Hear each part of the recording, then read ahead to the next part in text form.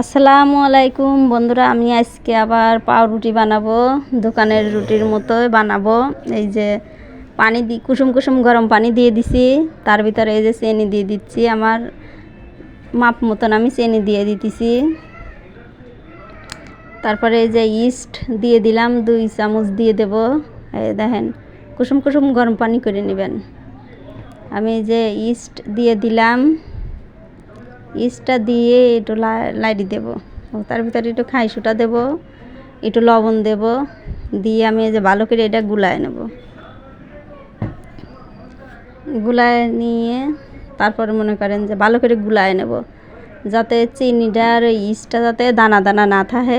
তারপরে এই যে ময়দা দিয়ে দিলাম, আটা আর কি 3 কাপ আটা দিয়ে দিছি। আমি 3 কাপ আটা দিয়ে আমি এই যে বানাইলাম। তারপরে এই যে দেখেন ঘি দিয়ে দেব। এই যে আমি আজ ঘি দিয়ে বানাবো। এই দেখেন ঘি দিয়ে দিলাম,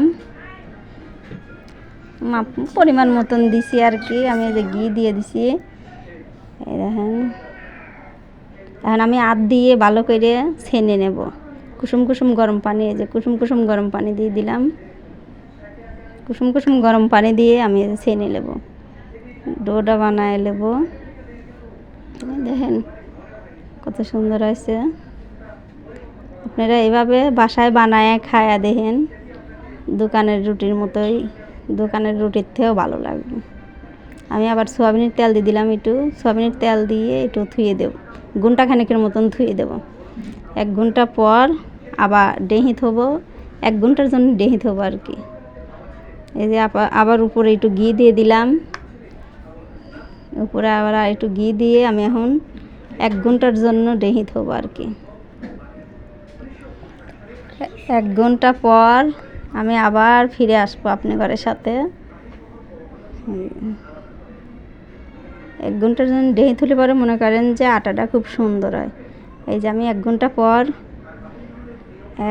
পর আবার ফিরেছি। দেখেন আমার আটাটা কত সুন্দর ফুলে গেছে। আমি এখন এই হাওয়াটা এই যে বাই করে নেব।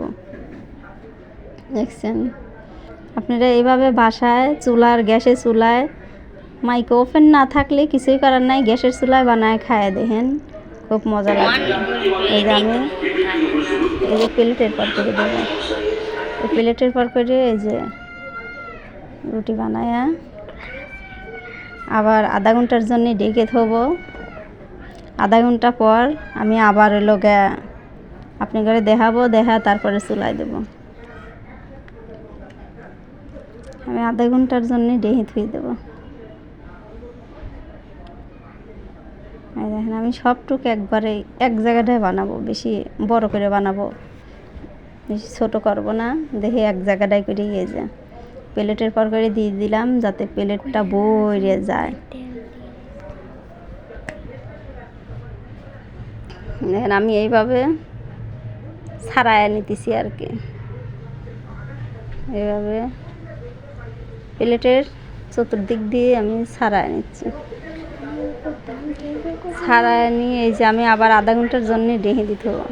ডেহে ধুয়ে এই যে চুলোয় দিয়ে দিছি। এই যে দেখেন আধা ঘন্টা টাইম লাগছে বানাতে। দেখেন কত সুন্দর ফুলেছে। আপনারা উপরে দুধ বা ডিম বিরাস করে দিতে পারেন। আমি কিছুই দেইনি, আমি খালি শুধু দুধ দিছি। আমারটা এই যে দেখেন এইভাবে হয়েছে, কত সুন্দর তুলতুলে হয়েছে, নরম হয়েছে।